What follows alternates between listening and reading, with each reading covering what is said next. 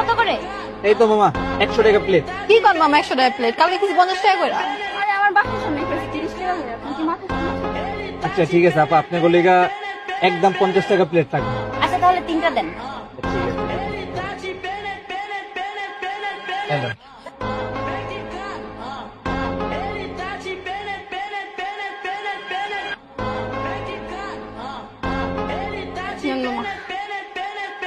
ঠিক আছে আপু।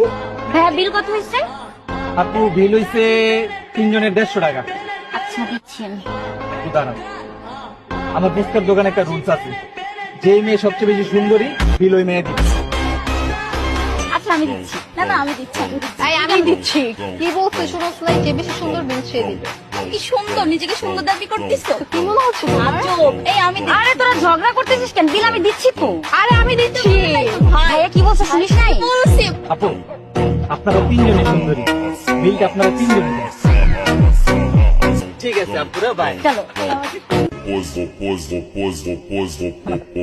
রেডি মান।